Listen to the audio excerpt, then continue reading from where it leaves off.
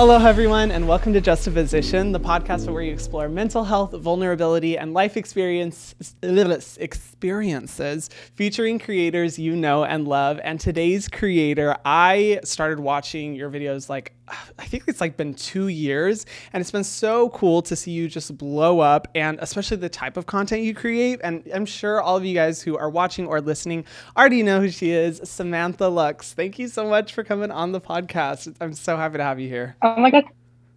Thank you for having me. I'm so excited to be here. I know you're all the way out in Hawaii. I wish I could have flown out, but we'll settle for virtual this time. Virtual. Where are you located, by the way? Are you in New York? No, I'm on the Eastern time zone, but I'm an hour outside of Boston. Oh my gosh, I love Boston. That's super cool. Yeah. Oh, nice. Well, thank you so much for tuning in virtually, all the way from, an hour away from Boston. I'm really excited to have you on because your content and your story is super cool. And one of the things that's so refreshing, anyone who hasn't, watched your videos, I first love for you to do a little bit of an introduction and kind of explain your content and a little bit of your story just for, the very, very few who may not know, who you are. Yeah, for sure. So my name is Samantha Lux. I use she, her pronouns. And the content that I create is mostly LGBT focused, mostly trans focused. So I do a lot of commentary on, maybe some people that I find problematic, some shows that I might like or not like.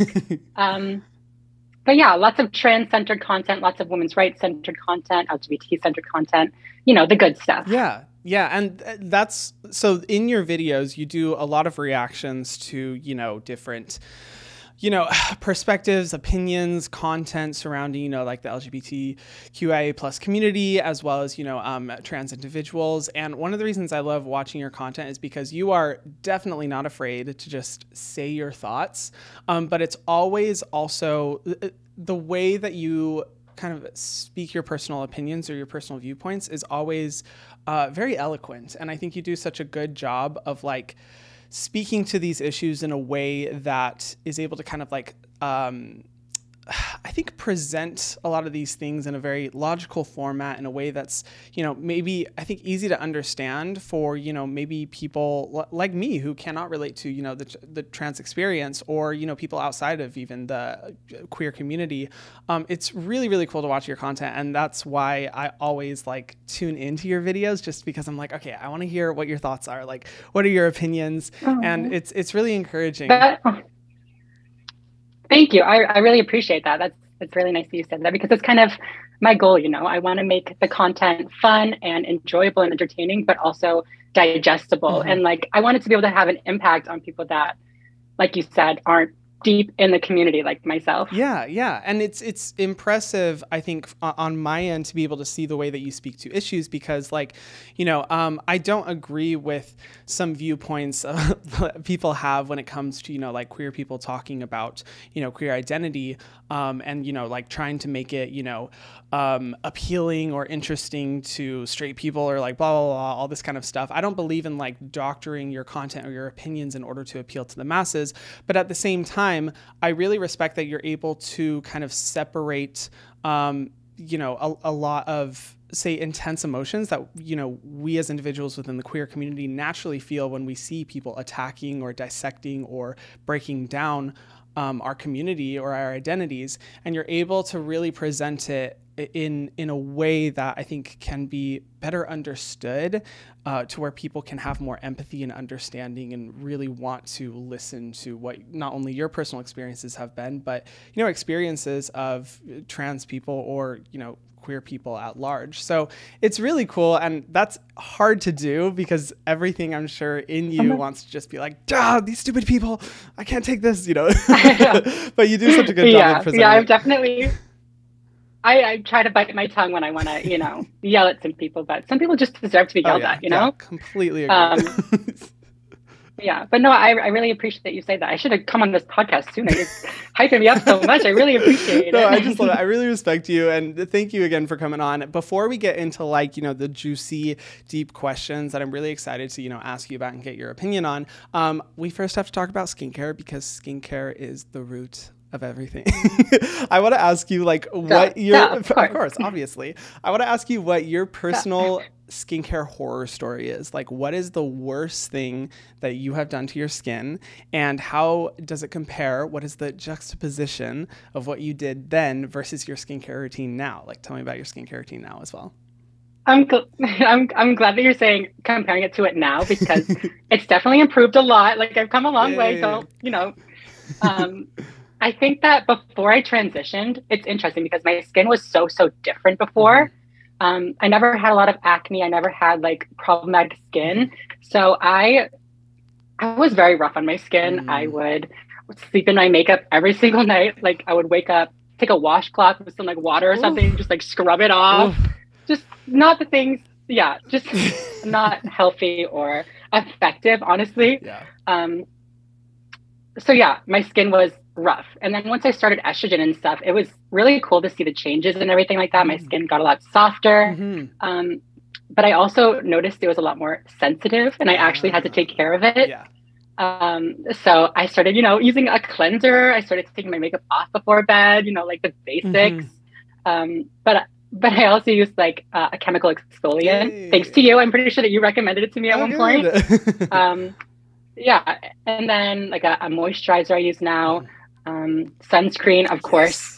All the good stuff. I've made a full 180. Don't worry. No, that's great to hear. And it's cool to hear your perspective, having gone on estrogen and seeing those changes in your skin. I know that for some people it can be a little chaotic when they are transitioning and kind of the effects that it has on the skin. But I'm so glad that it taught you the importance of like taking care of your skin, preventing long-term damage, exfoliating, sunscreen, all that kind of stuff. I love to hear everyone's kind of moment of realization when they, come to the realization of like, oh shit, I need to take care of my skin. I can't just, rely on genetics or whatever it may be. And so it's cool to hear that, because it is a unique experience, but much improved from sleeping in makeup and using a washcloth to wipe it off. That's a big improvement. I'm so happy to hear that you're like taking care of your skin now. And I want to jump into the questions. And like, as someone who's been able to watch a lot of your content, and who's really enjoyed it, I think, there are so many different, issues you kind of touch on when it comes to not only the LGBTQIA plus community, but also, trans identity and trans individuals. And first off, the thing that I love about your content is that it's you as a trans person speaking to these issues, because I can't tell you how many times I get so annoyed seeing people who have not, who are not trans, who haven't transitioned, or who aren't a part of that community speaking on behalf of the community. I'm just like, shut up, stop talking. I'm like, we need to listen to the people who actually are, have experienced this. And that's, I think, one thing that's so valuable about your content. But I want to hear what your perspective on the representation of trans individuals in social media and that atmosphere, and kind of what your current opinion is on it, because there have been more trans creators that have started to, pop up across all social media platforms. And what are your thoughts on that? Are you encouraged by it? Are you skeptical of it? Like, what is your overall opinion? I am super excited about it. I think that, the trans community, the visible trans community online has kind of shifted a lot since when I first started transitioning.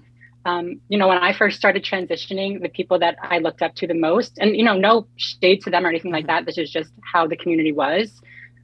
It was always like, how pretty can I be? How feminine can I look? How, passable can I be? Whatever. And it was always focused on the, the beauty of transitioning. And, transition is a beautiful thing. And it's great when somebody can come into their skin and, become a confident, powerful, beautiful person. Yes. But I think that it's limited in some ways. Like, I don't know, when I was thinking of trans creators when I was growing up and my inspirations, I would never want to look up to somebody that was just beautiful or just, had a nice body or just something like that. There's like a deeper element for me. And that's the shift that I've really seen happening now, especially on like TikTok, with like Dylan and like, I think her name is Viandra. They're doing a lot more content that it's like, this has been my experience. This is what it's like living as a trans person. This is like, how I feel. You know what I mean? It's not just, hey, look at me, look how pretty I am, look at like the shock factor Yeah. of being trans. And I think that that's really, really important and vital to greater acceptance for the trans community. We have to show that we're more than just a pretty person now. You know Yeah. what I mean? We're people. We're still Yes. people deep down. Exactly. We may be beautiful, but like we're people too. Yeah, I love that you touched on that because I think, people, our culture has oftentimes fixated on the wrong elements of beauty when it comes to the transitioning experience. Like, for example, the very first YouTuber I ever watched was Gigi Gorgeous, and like love her videos, like absolutely like was obsessed with her.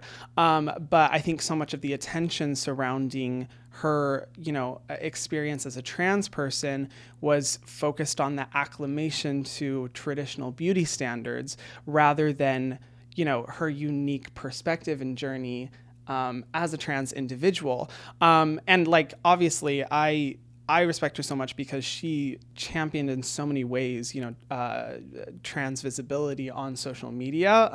But I think since then on TikTok, it's been so cool to see so many different facets of the community, specifically the trans community and individual experiences, and it opening up broader than kind of like what you were saying, just focusing on a beautiful face, just focusing on those, and you can provide a perspective on this, but I'm not even trans, and I see the intense pressure and expectation on trans people to acclimate and kind of replicate the most intense of like traditional beauty standards, and like, with trans medicalism and like all these different things, like these perspectives really putting pressure on people to just be like, I have to be the epitome of a woman or a man. And unless I'm that, then, I'm don't feel fully accepted as a trans person. And I feel like from what I've been able to see, TikTok specifically has been reforming that in a lot of ways, and changing the way people, perceive trans individuals. But I don't know if you agree with that. That's just what I've personally seen. No, I 100% agree. And I think it's important to point out that like when Gigi Gorgeous was like, the first person that I saw as well, when I was watching her, it's not like she was doing anything wrong. You know what I mean? Like she was herself, she was beautiful, she was all these things. And I think that is what the world needed at the time. I think that people needed to see that transgender people can look like anything. We can be beautiful too. We can be, whatever, the girl next door, if you want to say.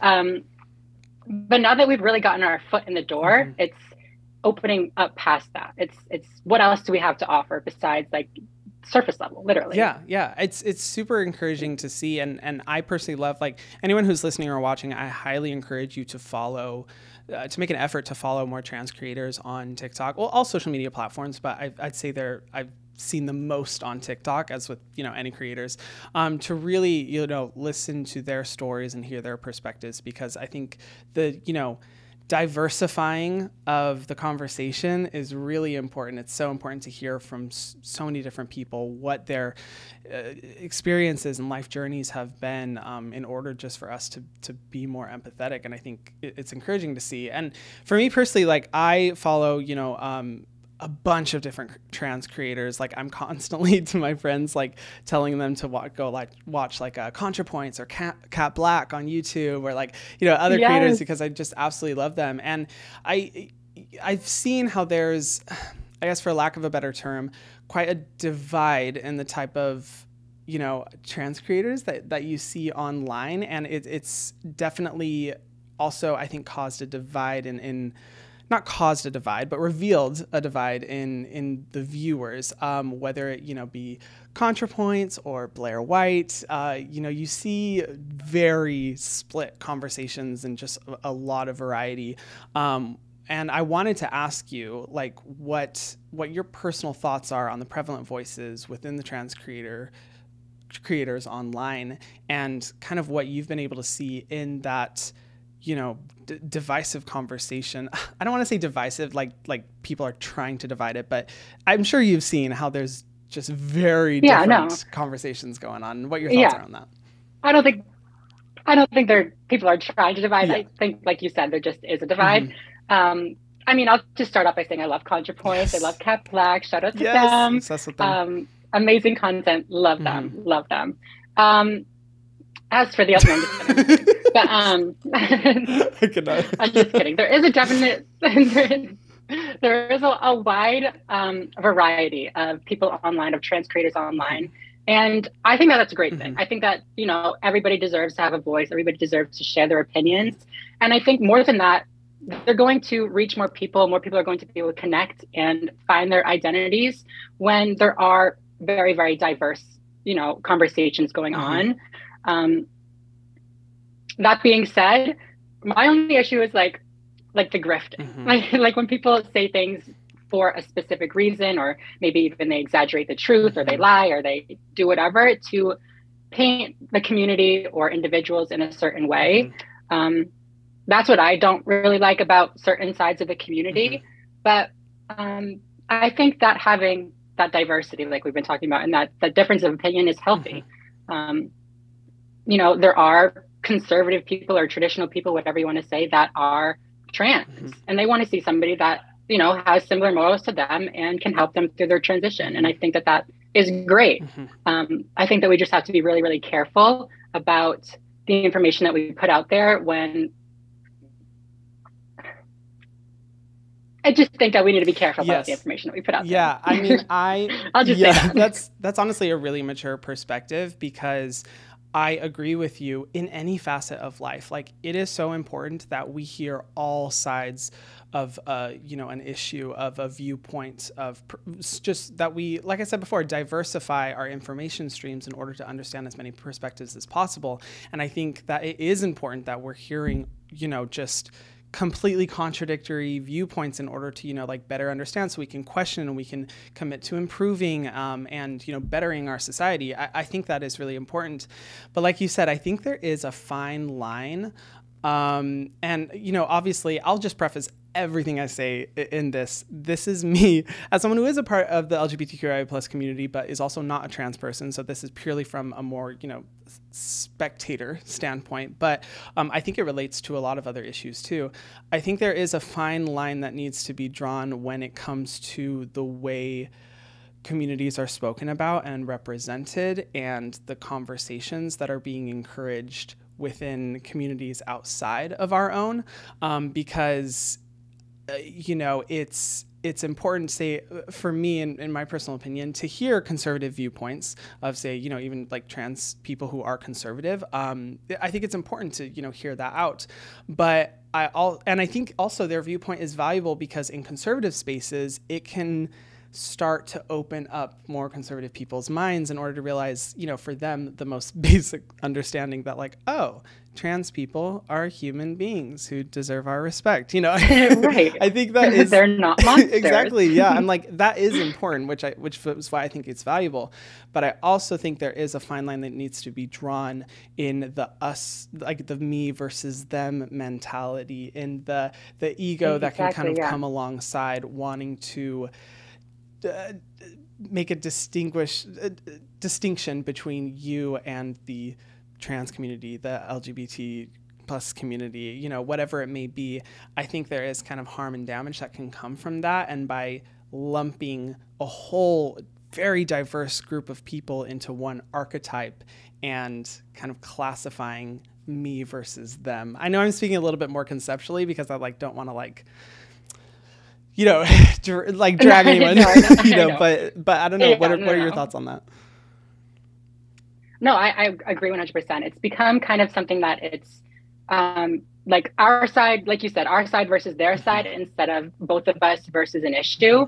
And nothing gets done. Nothing changes. No new information is learned. No perspectives are really changed when we can't focus on the actual information and just think about it like that. You know what I mean? People are too caught up in winning. They're not here to have a conversation. They're here to win. Yes, exactly. And that, I could go on a huge tangent about the problem with, and I even want to get your opinion on that too, the problem with pervasive moral superiority in social media and the way people weaponize social issues in order to kind of elevate their own sense of them being right rather than them caring about the actual issue, the actual people who are being affected and, you know, who is being hurt. And that goes for any community. Like I've seen that so often, you know, in you know, spaces with people of color and Black individuals, you know, and say, for example, white people, you know, like weaponizing their, you know, that group's social issues in order to make themselves feel better about themselves because I'm right and you're wrong. It becomes a very like toxic, just spiral of behavior that I've noticed is sometimes encouraged online where I'm just like, okay, whoa, let's take a step back. Are we even focusing on individuals, you know, and say, for example, white people, you know, like weaponizing their, you know, that group's social issues in order to make themselves feel better about themselves because I'm right and you're wrong. It becomes a very like toxic, just spiral of behavior that I've noticed is sometimes encouraged online where I'm just like, okay, whoa, let's take a step back. Are we even focusing on trying to like help the people that we're talking about? Are we even trying to like focus on like getting them out of those issues, like changing, you know, the way society treats them and changing, the, you know, all the things that they have to go through? Or are we more concerned about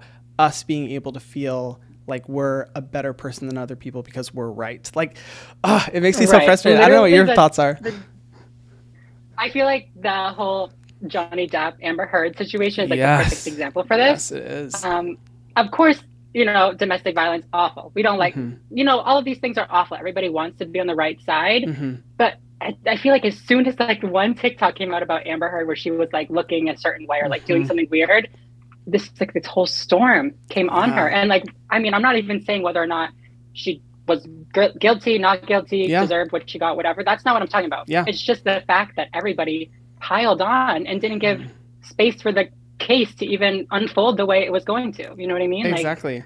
Like, yeah, like that whole situation, that revealed like a whole underbelly of sexism that I think was like very prevalent. But it also just comes out of like, for me, where I'm wondering, I'm like, why do we have to take sides? Like the world is a complete gray area. It is so complex. There are so many things where we as individuals have so many good elements and we have so many bad elements, and to position ourselves as like one single archetype of, say, a good person and then characterize another person as a single archetype of like a bad person, and then to engage in conflict in that way is so unhealthy, because I'm like, whoa, we're completely ridding ourselves of the worldview and the understanding that people are complicated, the world is complicated, and limiting people to one, you know, stereotype in order to make ourselves feel better about ourselves because I'm right and you're wrong. It's so frustrating to see. And as I see like the world start to, you know, like become more open-minded, you know, it depends where, but I'd say like overall as the world, you know, slowly starts to get better, when I see this regression in the social media space, I'm just like, no, what are we doing? No, you know, it's so frustrating. It's like a double-sided sword too, because like you're limiting them, you're not letting them grow or change, because if you just label them as a bad person, they're not going to listen to you. Exactly. They're not going to hear you out. They're not going to be open to changing their mind on anything. Yeah. So that doesn't help. But then also you get into this mindset of I'm always right, I always know what's best. And then you stop taking in new information as well. And that's just embarrassing. Like you can't be out here like, right, like are you not listening to yourself? Like you're saying some crazy things right now. Just take it in. But yeah, people just, humility is a very, very important thing. And I mean, I'm guilty of it too. You know, I've gotten into streaks on YouTube where I'm like doing good and, you know, I'm making good posts, good like comments, whatever. And then, you know, it just keeps rolling. And I'm like, well, this is how I feel about this. This is how I feel about this. This is how I feel about that. And you kind of have to take a step back and think like, let me hear them out. Let me take all this in. And then I can decide. You know what I mean? I'm very guilty of, or I have been in the past, guilty of letting people dictate my opinions without really digging in. And especially when you're a creator online and making content, it's not a good thing to do. Yeah, and that's one of the things that I respect about you and your content so much, is because that takes a lot of self-reflection, and it's human nature to feel that pressure from people who are around us or people who are in community, and, just assume every, opinion or belief that they have, and not listen to the other side, and just kind of become more swallowed up in the worldview of the people that we surround ourselves with. It's a challenge to have to put yourself in situations or have to have conversations with people who do disagree with you, but it is so necessary, I think, in my opinion, not only from, an individual perspective where it can help your worldview, but also for the other person. So I studied conflict resolution and intercultural peace building when I was in college. And one of the things that was so important about resolving conflict is the need for mediation, the need to sit down, talk to the other person, and take the time to truly understand their viewpoint. Because not only does it help you be able to have a better understanding of the issue, but it also shows to the other person that you are willing to take the time to understand them. And that can be so world changing, because then it limits the risk of just putting another person in a box and just being like, oh, well, they're just one of those, and I hate those people, so screw them. And instead it encourages that empathy. And that's what I think is really prevalent in your content, is that you are willing to take the time and just sit down, see other people's viewpoints. You, from what I've seen with your opinions, you definitely have more complex ideas and opinions. I can tell in your videos that you're not just kind of saying what the people want you to say, but you're really saying what your personal opinions are, even if it might cause a firestorm in the comment section, even though it might not be synonymous with maybe what a lot of people in the LGBTQIA plus community might say. You really stick to your guns, and I think that's really impressive. Well, thank you. I appreciate that. And, I'll always stick to my guns, but I'm listening too. I hear you. I'm taking it in. I'm reading the comments, but, of course, I'm always going to speak my mind. Yeah. I love that. Yeah. And on that note, sorry, you go. No, it's okay. I had something that I was in my head, but I forgot. So it's okay. You're good. On the note of you really, speaking your opinions, and I wanted to ask you kind of an issue that I've seen really blow up just online in the world, that's getting a lot of buzz, and where there's so many different viewpoints on and very strong opinions are on. There's been recently a lot of controversy over the move towards providing transition services to minors. And I've seen people within the trans community who are supportive of this, people who are completely against it.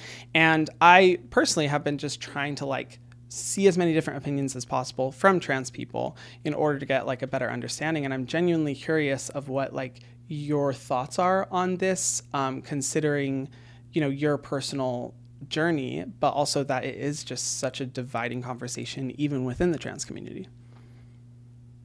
Yeah, definitely. I want to start by saying that, of course, I think that protecting children and the safety of children is super, super important. Mm-hmm. It's vital. I'm not out here saying, they're just kids, let them do whatever they want. You know what I mean? That's not at all my viewpoint. But I also want to say that I am supportive of, providing those services to minors when it is appropriate. Mm-hmm.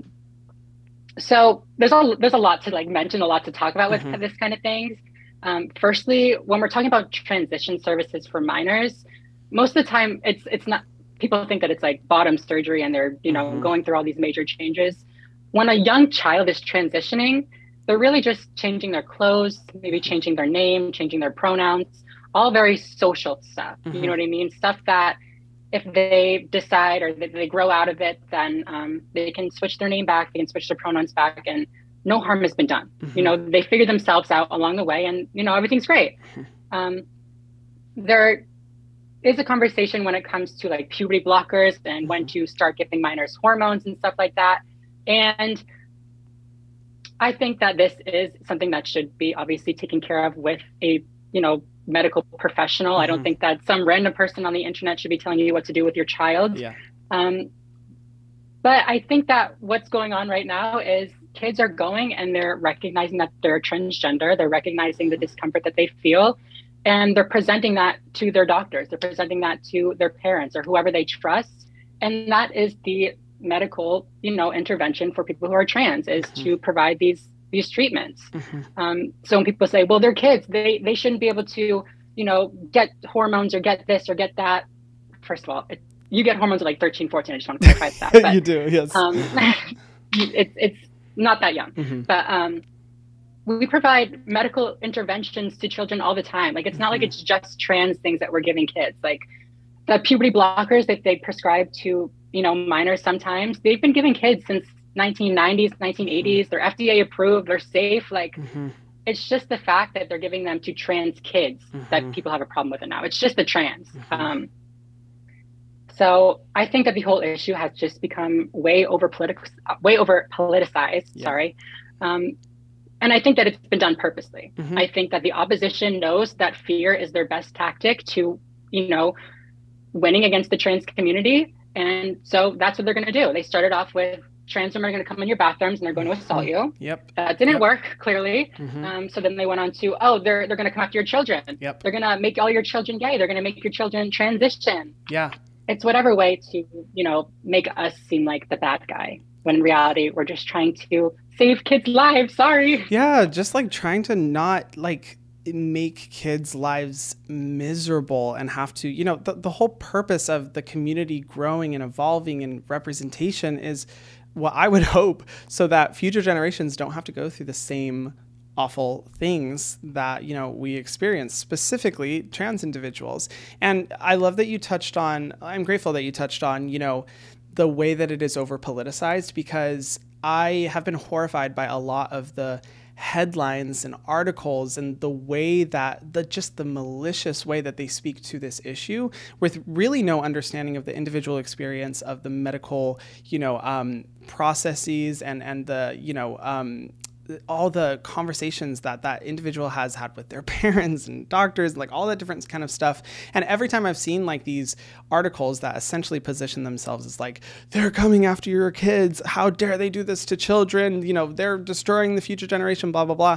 And the like facts that they use, every time I've dug into them, I'm just like, whoa, they are not only blowing this way out of proportion, but they are manipulating people to believe a reality that is very different than what is actually going on.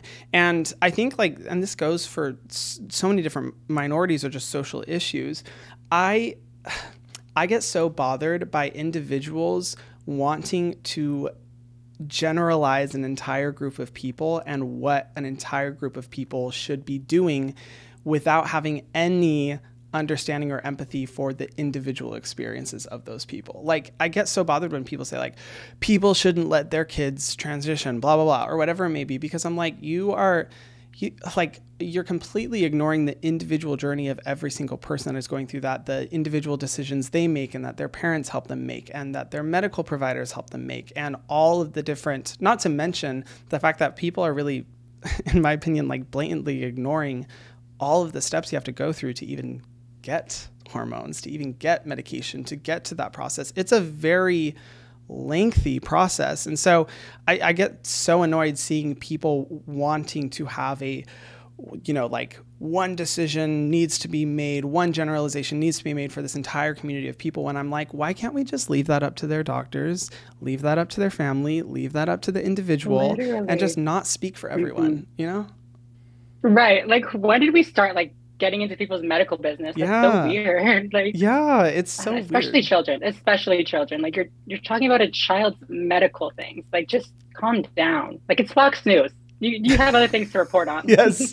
There are way more important things to be talking about rather than an individual's medical journey that they are deciding with their family. It's so just like, why are we focusing on this? Susie down the road did not just wake up and say, I'm going to go on hormones today. Let's go, get my surgery done tomorrow. It's going to be so fun. Like, it's a very, like you said, it's a very, very lengthy and difficult process.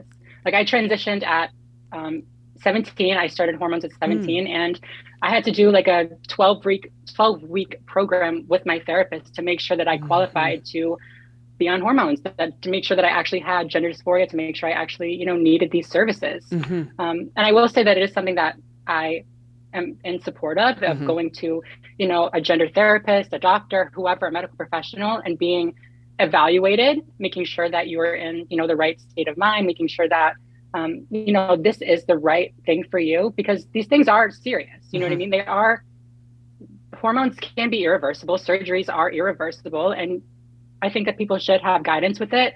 But also, I know that there is an issue of accessibility and stuff like that. So I don't know, it's a complicated issue, but yeah, definitely. I just wanted to say that I think going the safest way is always the best way. Yeah. Okay. And I was literally going to ask you about that. Like, what are your thoughts on kind of like the currently existing, you know, check and balances, and like the, you know, going to a gender therapist and going through all of that. And so thank you for sharing that, because, you know, like, I feel like for any person that, you know, struggles with their identity, has, you know, mental health complications, and trans individuals specifically have so many, you know, can have so many mental health complications because of the very traumatizing experience of not being born into the, you know, the body that you're supposed to be born into.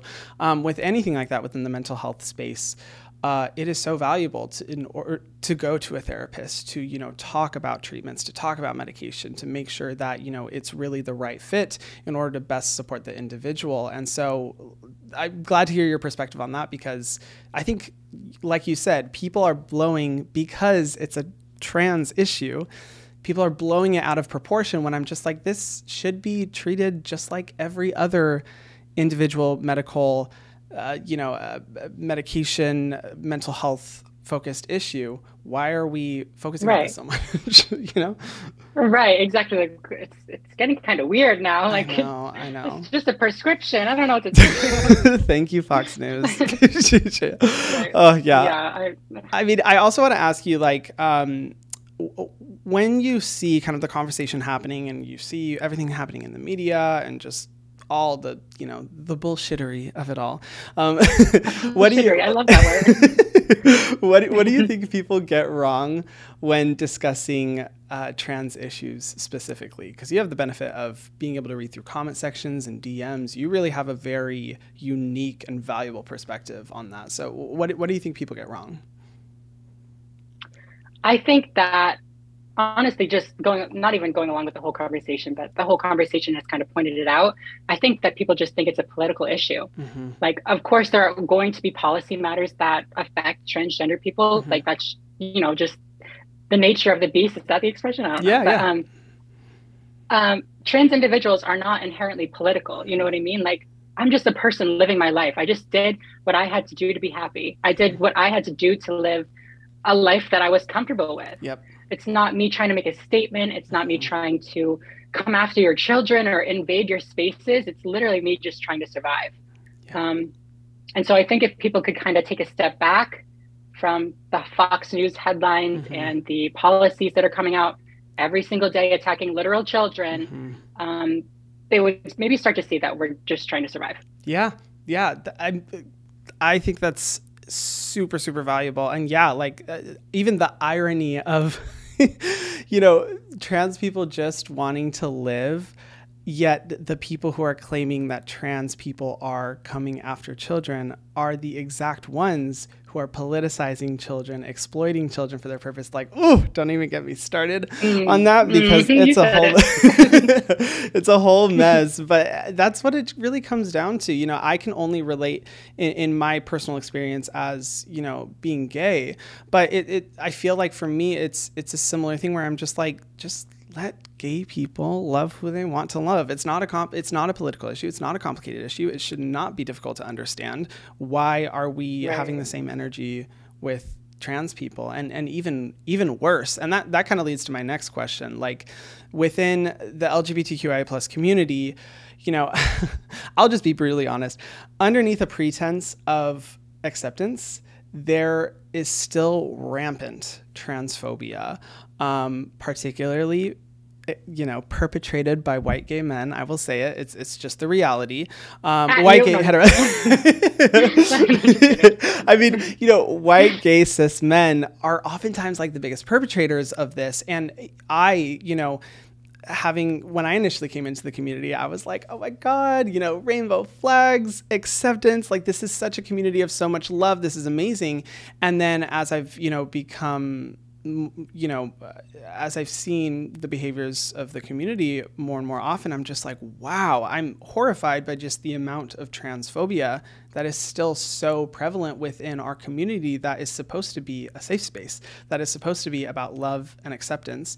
And I want to hear your thoughts on how we in the LGBT community, specifically we white gay cis men, can better support trans individuals within our own community. That's a great question. I'm glad that you asked that. I mean, first of all, I think that you just wanting to know, you just asking this question is already a good sign that you are, on our side. You're a true ally. Cool. But I think that, it's the same things that I would tell somebody who is a straight person that wants to be a really good ally is it's those things like signal boosting or correcting somebody in private or standing up in private when the trans people aren't necessarily there to show that, no, I'm not just doing that because they're sitting next to me. I'm doing that because that's who they are. That's, you know what I mean? It's not a show for them. It's just a matter of what you do. I think that is really, really helpful, especially when it comes from somebody that you relate to so closely. Like if it's another white cis gay man saying like, hey, transphobia is not cool, then it might stick a little louder than if it was, a straight guy telling you that all the LGBTs are going to hell or something. But exactly. It's a good question. I mean, I'm trying to think if there's anything like. I mean, I think you're absolutely right in the sense of and this goes for a lot of different spaces. I think this is very prevalent in, other minorities too, when it comes to, say the treatment of Black people or people of color, the power of another white individual to correct, call out, and help another person to change their, say racist or closed-minded behaviors. Unfortunately, it's, as much as we would want to believe that a trans person speaking to these specific issues would be enough for, we as a community to change our minds. Sometimes, the call really does have to come from inside the house where it has, another person who is, white, gay, cis, whatever it may be, needs to correct other white gay cis men in order to make lasting impact and change that perspective. As unfortunate as that reality is, I completely agree with you. I think it comes down to calling out other people when we see that, when we are seeing behaviors in our community of people saying I don't date trans people, because they're trans, or I don't want trans people at clubs, or all these different things that I've seen where I'm just holy shit, what is wrong with people? We're still saying that. I know. I'm in 2022, what the fuck is wrong with us? Right, literally. Calling those moments out and saying hey, that's not cool. Hey, you should not, be saying that. Hey, showing them a different worldview. I think that's really valuable. And it also takes some of the weight off of the trans person. You know what I mean? Trans people don't want to have to be that advocate all the time. I'm in a unique position where this is what I signed up for. I'm out here talking about these issues all the time and I love it. But for the average trans person, we're just trying to live our day-to-day life. We don't want to have to fight this battle every day. It's heavy and it's exhausting. So when we have allies, especially allies that are in our community like you, that can help with the battle, it's heartwarming. Oh, well, thank you. I mean, hey, it's our responsibility, and I love that you touched on that too. Trans people, you have already had to go through the trauma and just the overwhelmingly difficult life experience of having to transition in a world that is very heteronormative.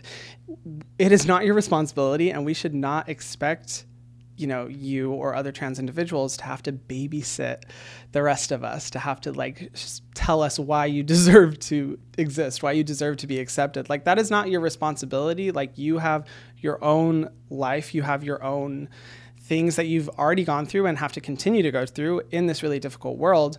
I think, and I'm speaking to other gay cis men, it is our responsibility and role to stand up for the individuals that we are seeing in our community that are being mistreated, and we should not put that pressure expectation on you. So I'm calling all of us out. Anyone who's listening, we need to do better, and so thank you for sharing that, because I think that's important. Yeah. And then the last question I want to ask, and then we'll wrap it up.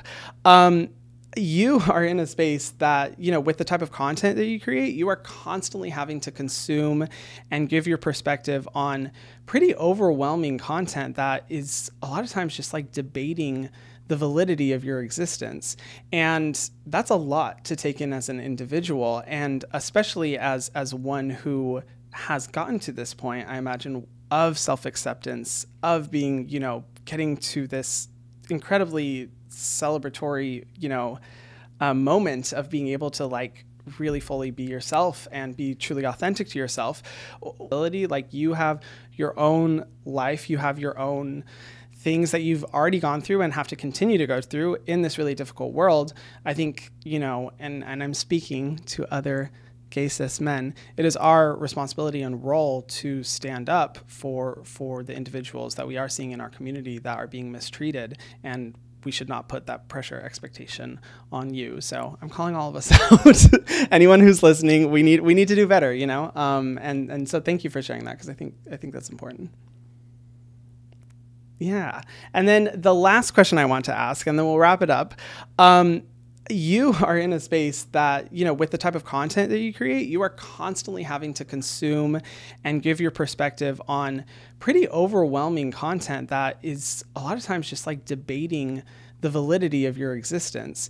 And that's a lot to take in as an individual. And especially as one who has gotten to this point, I imagine, of self-acceptance, of being, getting to this incredibly celebratory, moment of being able to like really fully be yourself and be truly authentic to yourself.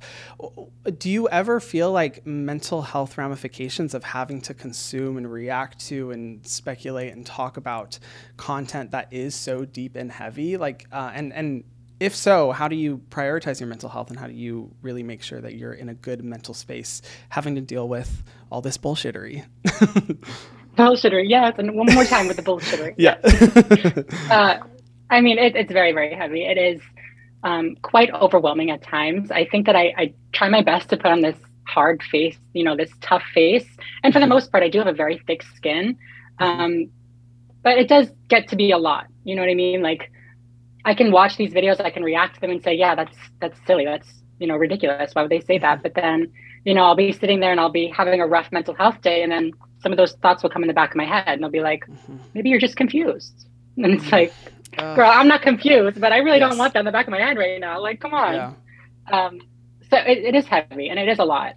So I think that the direction that I've kind of been going with my channel more lately, where I've been incorporating more, just my daily life. Like, I've been doing vlogs of like vacations. I've been doing stuff with like, it's fun, and like more like beauty content, stuff that I just like really, really enjoy doing. Yeah. It's a nice break from all the bullshittery, if you will. Yes. Yeah. Definitely. But I love the bullshittery. I love calling people out too. So I'm definitely not going to stop. But it's nice to space it out a little bit so I can give myself time to, keep my skin thick. Yeah, that's good. Hey, and, I, as a viewer, I, want to say that, I fully support that. Like, prioritize your mental health first, because sometimes when I watch your videos, I'm just like, damn, this is heavy stuff. Like, I hope she's like mentally okay. I hope you're, doing good. So like, we as viewers, support you taking time to, and love, when you create other content and stuff like that. So I just want to like put that out there, because I do, really appreciate that. Admire your content, but I also want you to be okay, Oh my God. Thanks. And so do I. Shoot. Thank you. I appreciate that. Of course. I mean, thank you so much for coming on the podcast. This has literally been like such a good conversation, because I think these just conversations need to be happening. And so I really value, your perspective based off your life experiences and just being willing to come on and talk about it. For anyone who's watching, where can they find you on social media? So you can find me over on YouTube at Samantha Lux. I have Instagram, Twitter, _Samantha Lux. My TikTok is, I believe, _Samantha Lux, then another underscore. I need to fix that. I don't know why there's so many underscores, but yeah, that's me. Go watch, go check it out, like, subscribe, all that stuff. And yeah. Thank you so much for having me here. It's been, great chatting with you. I'm very, very grateful for this space that you've created. And yeah, it's just been really, really nice. Of course. Yeah. Thank you for those kind words. Yeah. It's been so awesome to have you on. And yes, everyone who is listening and watching, please go subscribe to her channel, go watch her TikToks. I promise you will learn so much and it'll be really, really eye-opening. If you haven't already, make sure you subscribe to the Justaposition YouTube channel and also go stream Justaposition on any of the platforms where you listen to your podcast, whether that be Spotify or Apple or Odyssey. And this is a production of Cadence 13 and Odyssey Studio. New episodes are out every single Thursday. And thank you guys so much for watching. I really appreciate you guys and we will see you in the next episode. Mwah.